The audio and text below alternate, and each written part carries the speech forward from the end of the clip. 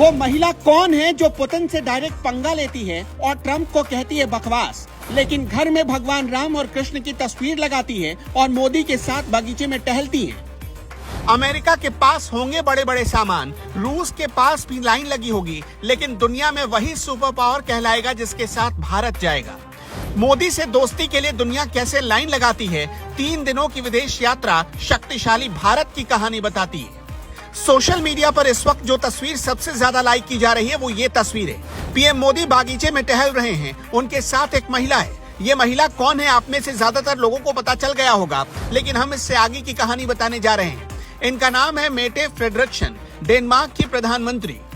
मेटे Frederiksen प्रधानमंत्री मोदी को अपने घर के टूर पर ले गई। इसी दौरान पीएम मोदी की नजर पड़ी उनके घर की दीवार पर लगी एक पेंटिंग पर। यह पेंटिंग भारत के ओडिशा की पटचित्र पेंटिंग थी।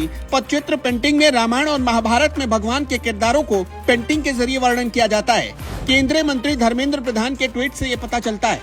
प्रधानमंत्री मोदी यूरोप के जिन 3 देशों की यात्रा पर हैं, उनमें पहला जर्मनी, दूसरा डेनमार्क और तीसरा फ्रांस है। इन तीनों देशों ने 5 अप्रैल को 16 रूसी अधिकारियों को अपने यहाँ से निकाल दिया और आनन फानन में भारत के प्रधानमंत्री मोदी को रिक्वेस्ट भेजा कि आप प्लीज हमारे पास आइए, क्योंकि हमें आपसे बहुत सारी बातें करनी है। डेनमार्क परेशान है क्योंकि खबर है कि वहाँ के आसमान पर रूस के स्पाई प्लेन्स उड़ रहे हैं और ऐसे में डेनमार्क को पीएम मोदी का साथ चाहिए।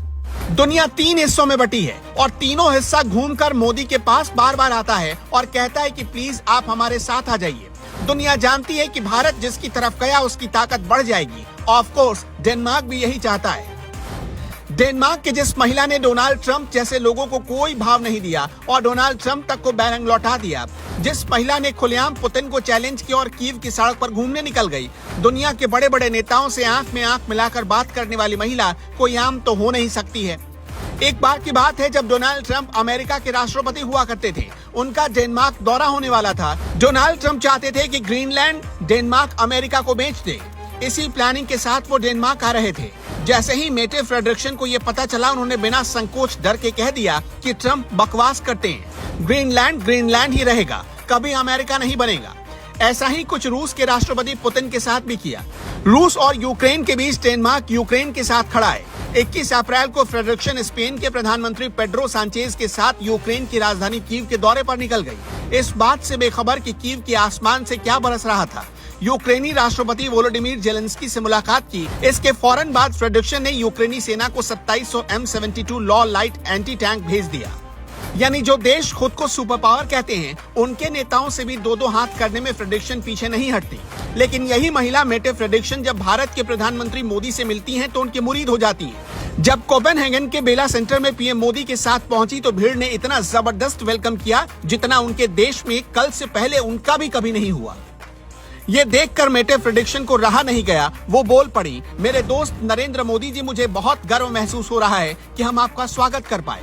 मुझे बहुत खुशी हो रही कि मैं आप सभी के साथ यहाँ मौजूद हूँ। हमारे बीच कितने मजबूत संबंध हैं, दोस्ती के और परिवार के। प्यारे भारत के लोग, मुझे कहना होगा कि आपको अपने नेता का स्वागत बहुत अच्छी तरह करना आता है। प्लीज डेनमार्क की जनता को भी सिखाएं। शब्दों से साफ है कि डेनमार्क के प्रधानमंत्री का भी कभी इतना जबरदस्त वेलकम नहीं हुआ। यानी मेटे फ्रेडरिक्सन की कहानी कैसी होगी, सिर्फ उनका तेवर बता रहा है। फ्रेडरिक्सन का जन्म 19 नवंबर 1977 को डेनमार्क के आलबोर्ग में हुआ। वो डेनमार्क के इतिहास की सबसे युवा और दूसरी महिला प्रधानमंत्री हैं। फोर्ब्स ने 2021 की सबसे शक्तिशाली महिलाओं में उन्हें 71वां स्थान दिया था। दिसंबर 2021 में वो यूरोपीय संघ में सबसे लंबे समय तक सरकार चलाने वाली महिला प्रमुख बन गई। भारत और डेनमार्क की दोस्ती एक मील के पत्थर की तरह है। भारत में डेनमार्क की 200 से अधिक कंपनियां पीएम मोदी की मुहिम मेक इन इंडिया, जल जीवन मिशन, डिजिटल इंडिया जैसी सोच के साथ काम कर रही हैं। डेनमार्क में 60 से अधिक भारतीय कंपनियां कारोबार कर रही हैं और सबसे ज्यादा आईटी सेक्टर की हैं। डेनमार्क में भारतीय मूल के करीब 16,000 लोग रहते हैं और 20 साल बाद यानी 2 दशक के बाद ऐसा मौका आया है जब कोई भारतीय नेता डेनमार्क के दौरे पर गया है।